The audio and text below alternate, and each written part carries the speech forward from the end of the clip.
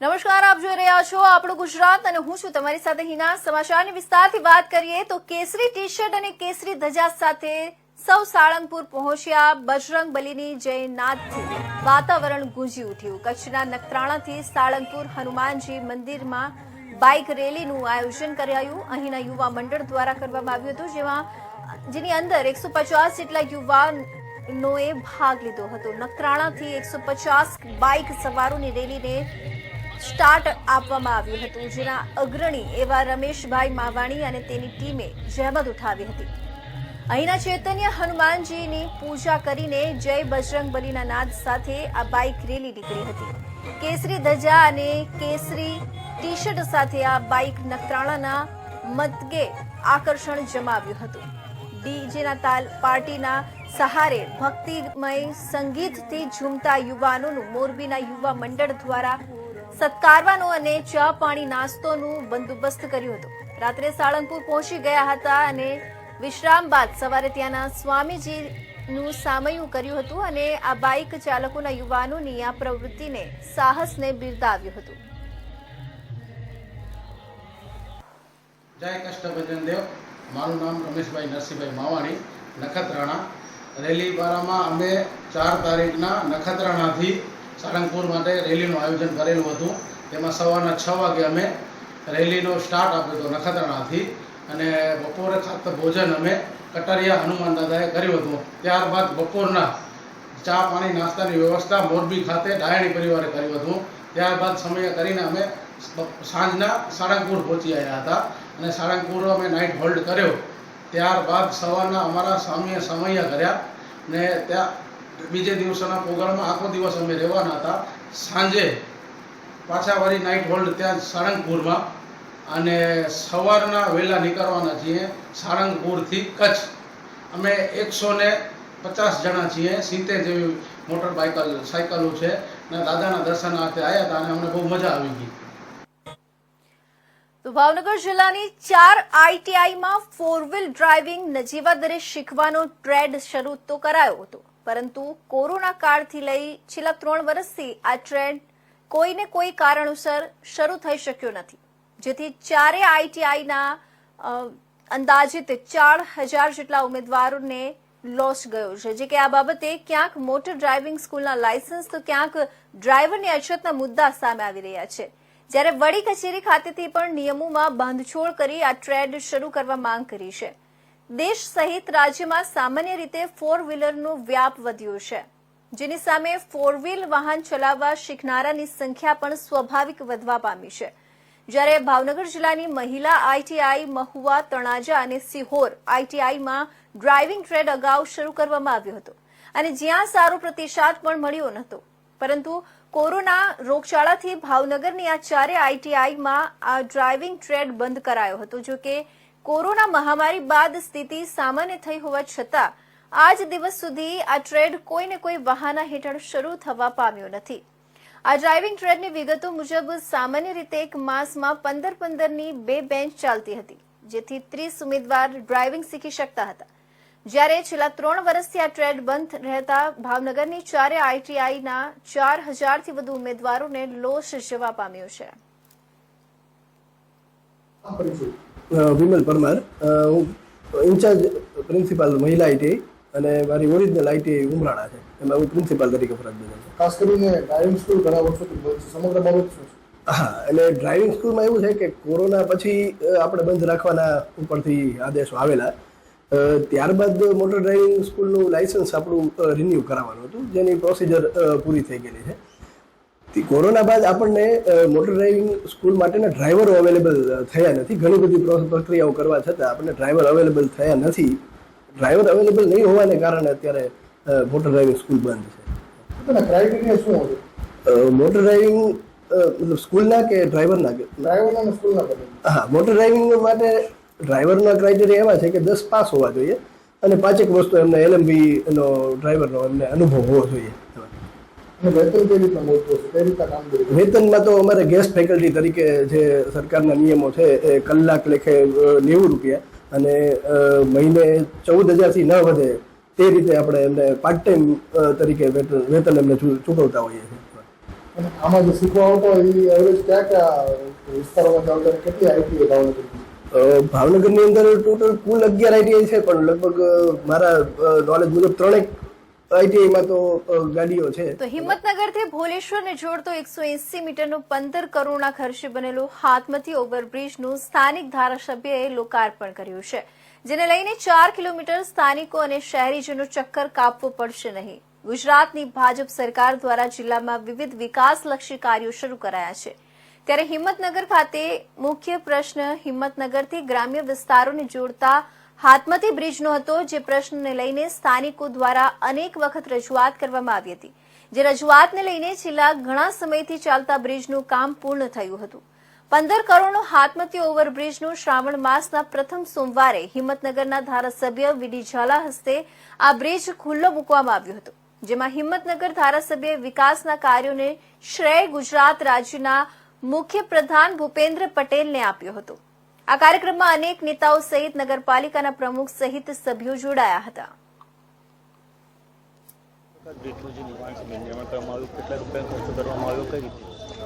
આજે લગભગ હિંમતનગર શહેર અને આજે ભોલેશ્વર એરિયા, કારણ કે અહીંયા ભોલેશ્વર મહાદેવનું પૌરાણિક મંદિર છે અને હાથમતી નદી પર આવવાની કોઈ વ્યવસ્થા નહોતી, એટલે યાત્રિકો ગણો અથવા તો વિજાપુર મહેસાણા બાજુ જતા લોકો અને આ પરબડા છે અથવા આ બાજુના જે ગામડાઓ કાટવાડ સાઈડ હોય એને ઘણી બધી તકલીફ હતી, એટલે ગુજરાત રાજ્યના મુખ્યમંત્રી શ્રી ભૂપેન્દ્રભાઈ પટેલ સાહેબે આવો સરસ મજાનો 15 કરોડનો બ્રિજ આપણી સમક્ષ સેવામાં હિંમતનગર નગરપાલિકાના પ્રમુખ શ્રી વિમલભાઈ ઉપાધ્યાય, ચીફ ઓફિસર્સ અને એમની સમગ્ર ટીમે આપણી સેવામાં, જનતાની સેવામાં ખુલ્લો મૂક્યો છે. એનું આજે ખુલ્લો મૂકેલો છે હાલ, અને એની સેવા માટે નગરજનો, આજે શ્રાવણનો પણ પહેલો સોમવાર છે એટલે સબ ભક્તો પણ એનો ભરચક લાભ ઉઠાવશે અને પૂરી કોન્ટ્રાક્ટરશ્રીએ પણ તાત્કાલિક ધોરણે બધી મંદિરમાં જવાની સીડી સહિત બધી વ્યવસ્થા કરી છે. અને આ એક નવું ઘરેણું હિંમતનગર શહેર ગણો કે તાલુકો ગણો એના માટે છે. સ્પોર્ટ્સ કોમ્પ્લેક્સ બાજુમાં છે, એનો પણ એનો લાભ મળશે અને બીજો ગ્રામ્ય સ્તરને પણ લાભ મળશે. એટલે હું હિંમતનગરની જનતાને આ બ્રિજનો સારી રીતે બહુ સેવામાં ઉપલબ્ધ થયેલો છે એ માટે ગુજરાત સરકારના મુખ્યમંત્રી ભૂપેન્દ્રભાઈ પટેલ સાહેબ અને હિંમતનગર નગરપાલિકાનો હૃદયપૂર્વક આભાર માનું છું. નર્મદાનું જળ ભરી કાવડ યાત્રા ડભોઈના વિવિધ મંદિરોમાં પહોંચી જળાભિષેક કરવામાં આવ્યું. સમગ્ર ગુજરાતભરમાં આજથી શ્રાવણ માસની શરૂઆત થઈ ચૂકી છે, તેવામાં ભક્તો દ્વારા ગુજરાતના અનેક જિલ્લા તેમજ તાલુકામાં કાવડ યાત્રા કાઢવામાં આવી રહી છે. ત્યારે વડોદરા જિલ્લાના ડભોઈ ખાતે આવેલા હરિહર આશ્રમ ખાતેથી ગઈકાલે રાત્રે કાવડ યાત્રાનો પ્રારંભ કરવામાં આવ્યો હતો. આ કાવડ યાત્રા પવિત્ર યાત્રાધામ ચાંદોદ ખાતે આવેલા નર્મદા નદીના જળ ભરી ડભોઈ પરત ફર્યા હતા, જ્યાં શ્રીનોર ચોકડી વિસ્તાર ખાતે ડભોઈના ધારાસભ્ય શૈલેષ મહેતા દ્વારા કાવડ યાત્રાનું સ્વાગત કરવામાં આવ્યું હતું. સાથે જ કાવડ યાત્રાના દર્શન કરી ડભોઈ શહેરના વાઘનાથ મંદિર, કુબેરેશ્વર મંદિર, પંચેશ્વર મહાદેવ ખાતે આવેલા મંદિરમાં જળાભિષેક કરવામાં આવ્યો હતો. આ પ્રસંગે મોટી સંખ્યામાં શિવ ભક્તો કાવડ યાત્રામાં જોડાયા હતા.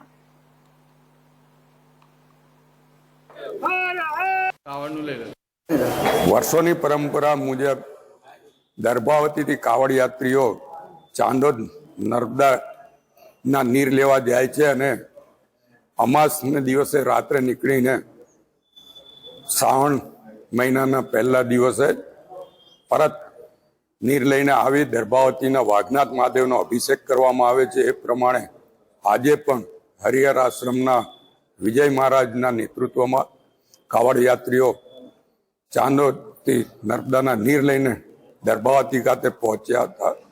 એમનો સન્માન, એમને આવકારવા માટે મારી સાથે નગરપાલિકાના પ્રમુખ બિરેનભાઈ શાહ, કારોબારી ચેરમેન તેજલબેન, નગરના ભારતીય જનતા પક્ષના પ્રમુખ સંદીપભાઈ શાહ, શશિકાંતભાઈ પટેલ અને ભારતીય જનતા પક્ષના આગેવાનો ઉપસ્થિત રહ્યા હતા. આ કાવડ યાત્રીઓ ભગવાનનો અભિષેક સારી રીતે પૂરો કર્યો છે. ત્યારે શ્રાવણ મહિનાના પહેલો દિવસ, શ્રાવણનો પહેલો સોમવાર, ત્યારે મહાદેવજીને પ્રાર્થના કે તમામ દર્ભાવતીના નગરજનો અને દર્ભાવતી તાલુકાના નગરજનો પર મહાદેવજીની કૃપા સતત વરસતી રહે અને તમામ નાગરિકોની મનોકામના. સામાન્ય બેદરકારી પણ મોતનું તાંડવ બની શકે છે તેવી ઘટના તાજેતરમાં રાજકોટમાં બની ચૂકી હતી. ગેમ ઝોનમાં મનોરંજન માટે ગયેલા નાના બાળકો જીવતા ભૂંજાઈ ગયા હતા. આવો જ અત્યંત ગંભીર એક કિસ્સો અબડાસામાં સામે આવ્યો છે. નુતાધડ ગામે નિશાળે ભણવા આવતા 25 થી વધારે બાળકોને નદીના વહેતા પ્રવાહમાંથી પસાર થઈને આવવું પડતું હોવાથી જો સમયસર આ વિષયમાં કોઈ નહીં જાગે તો ક્યારેક ગંભીર અકસ્માત સર્જાઈ શકે છે તેવી દહેશત ખુદ ગામના સરપંચે વ્યક્ત કરી હતી. એક બાજુ સરકાર મફત શિક્ષણની મોટી જાહેરાતો કરે છે, બીજી બાજુ ચોમાસા દરમિયાન વહેતા પાણીમાં નહીં પડવાની રાજ્યના આપત્તિ વ્યવસ્થાપન વિભાગ તરફથી સૂચના આપવામાં આવે છે. ત્યાં અબડાસાના નુંધાતડ ગામની નજીક રબારી વાંઢના વિદ્યાર્થીઓ ભણવા માટે નદીના ધસમસતા પ્રવાહમાંથી પગે ચાલીને આવજાવ કરે છે.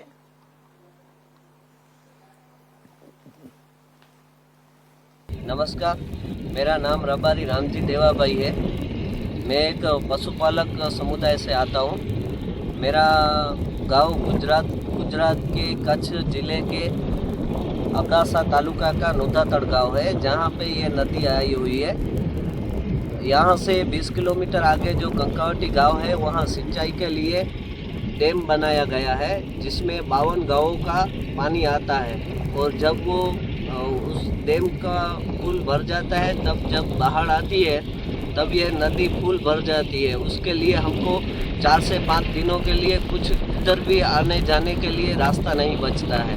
यहाँ पढ़ने के लिए बच्चे जो कनकपुर माध्यमिक और प्राथमिक शाला में जाते हैं उनके लिए भी रास्ता बंद हो जाता है. और उधर से यहाँ हमारे गांव में जो 1 से 5 तक की क्लास है उसको पढ़ाने के लिए जो मास्टर आते हैं उनके लिए भी रास्ता बंद हो जाता है.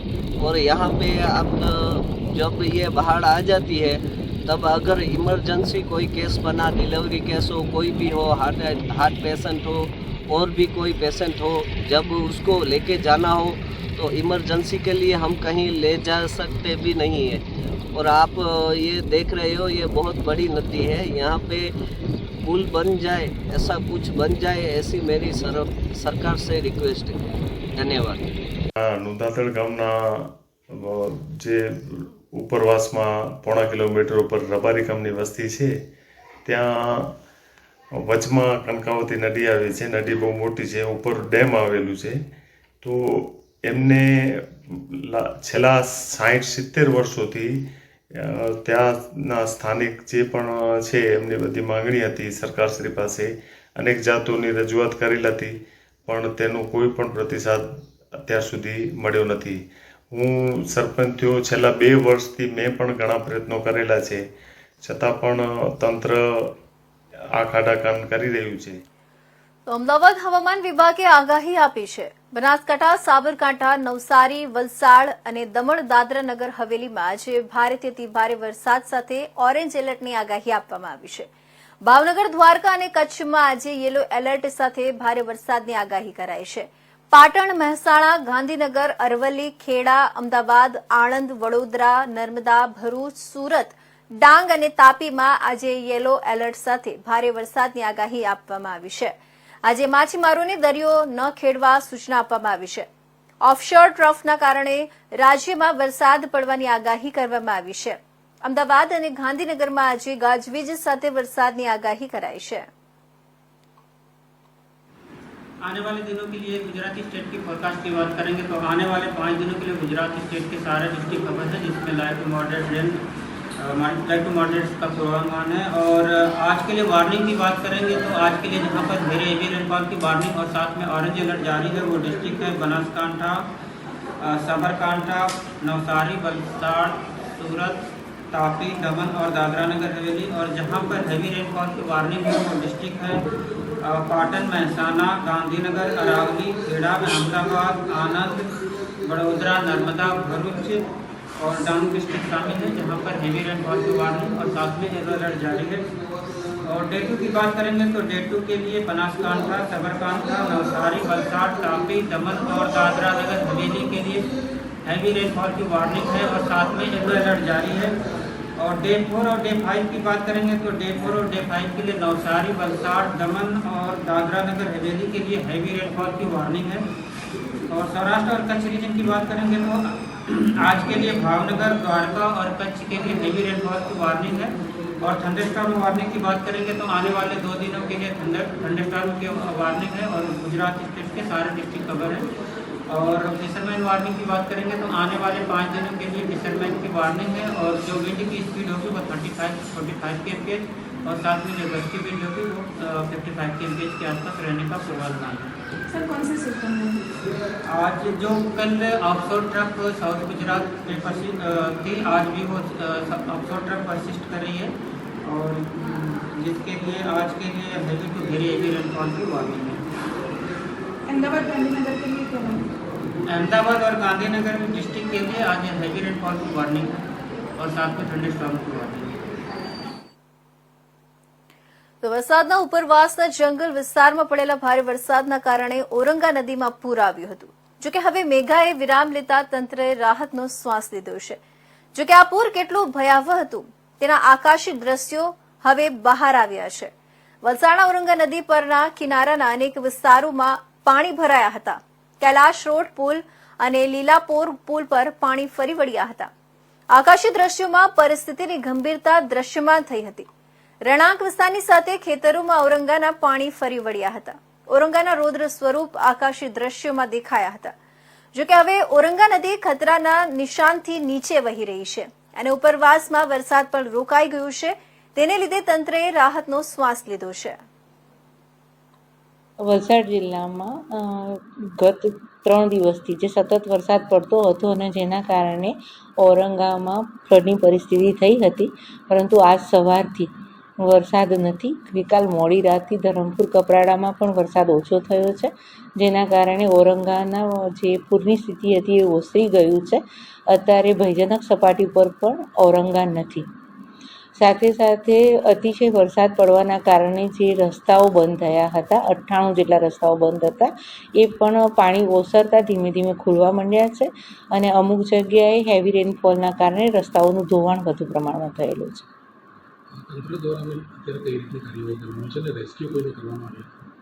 હા, ગત રોજ જ્યારે વધુ વરસાદના કારણે પૂરની પરિસ્થિતિ થઈ ત્યારે આશરે 150થી પોણા 200 લોકોનું આપણે રેસ્ક્યુ કર્યું હતું અને રામલલ્લા મંદિર ખાતે એ લોકોને નાઇટ હોલ્ટ કરાવ્યો હતો. ત્યાં એમને જમવાની, રહેવાની, સૂવાની અને મેડિકલ કેમ્પની બધી ફેસિલિટી આપણે આપી હતી. અત્યારે પાણી ધીમે ધીમે ઓસરે છે. અત્યારે તો એ લોકો ત્યાં જ છે, પણ સાંજ સુધીમાં જો ક્લિયર થઈ જશે તો એ લોકો પોતાના ઘરે પાછા જઈ શકશે. સાથે સાથે ગઈકાલે મોડી રાત્રે ભાગડાવાડા વિસ્તારમાં આંતરિક એરિયામાં લગભગ 7 લોકો ફસાયેલા હતા, જેને એનડીઆરએફની ટીમે મોડી રાત્રે 2:15 વાગ્યાની આસપાસ રેસ્ક્યુ કરેલા છે. એટલે એવી રાતની જે પરિસ્થિતિ હતી એમાં કોઈ જાનહાનિ થયેલી નથી.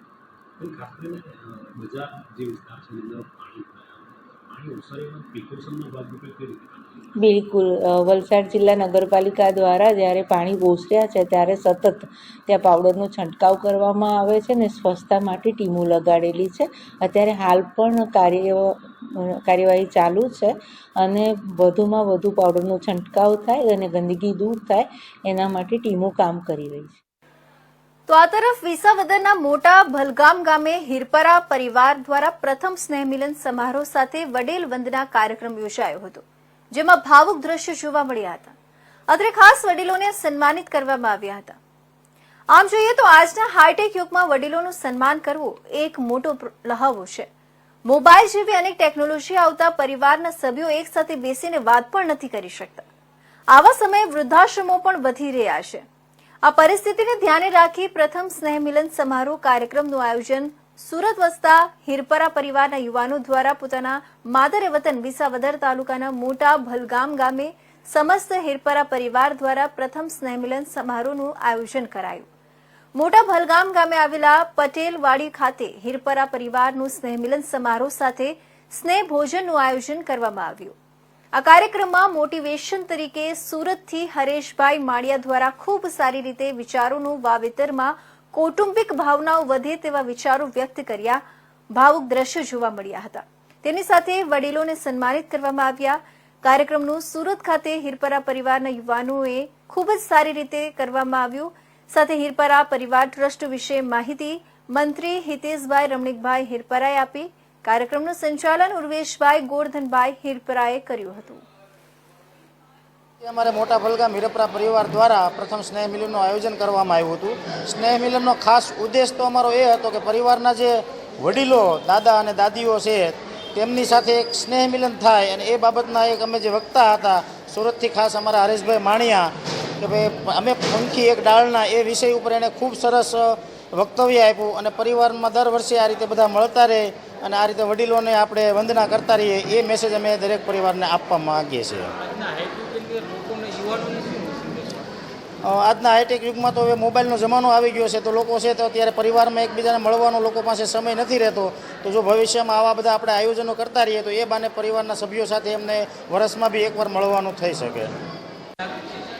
આજે અમારા ગામને આંગણે જે હિરપરા પરિવાર સ્નેહ મિલન સૌ પ્રથમવાર યોજાયો છે.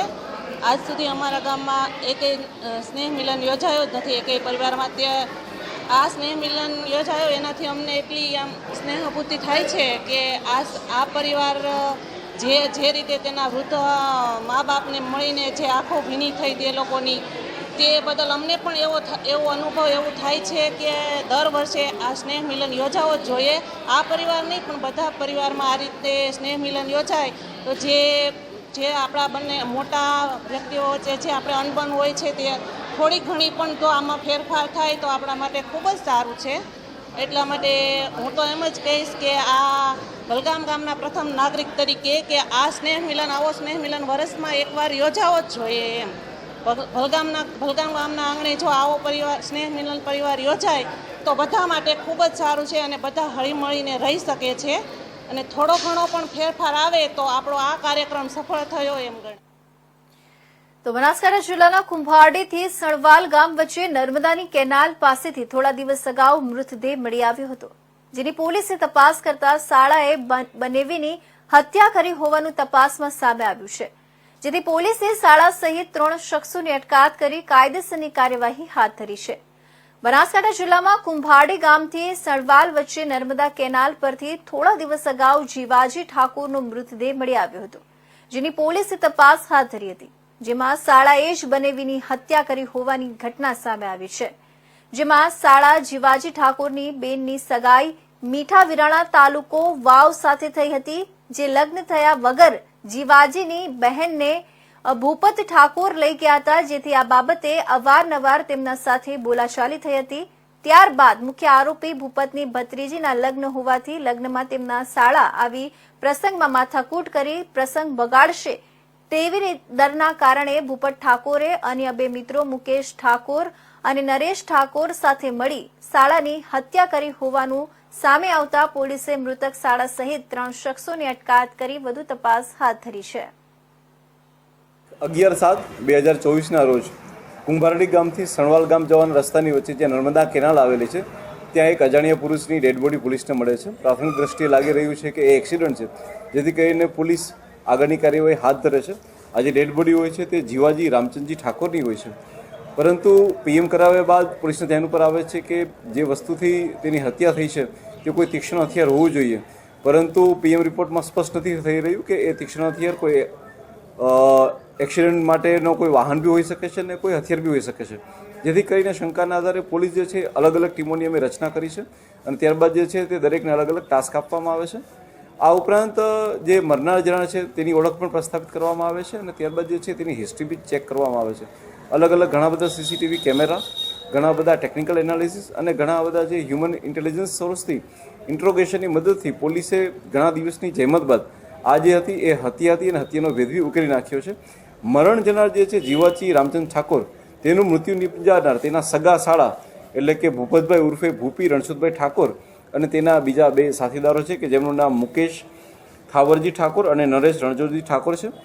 મૃત્યુનું જે મુખ્ય કારણ છે એ છે કે જે મુખ્ય આરોપી છે તેની સગી ભત્રીજીના લગ્ન હોય અને લગ્નમાં જે જીવાજી છે તે જઈ અને બબાલ કરવાના હોય, જેથી કંઈ આવું કરે નહીં, જેના માટે થઈને એ લોકો તેમની વચ્ચે હાથાપાઈ થાય છે અને ત્યારબાદ જે છે એ આરોપીઓ તેનું મૃત્યુ પણ કરી નાખે છે.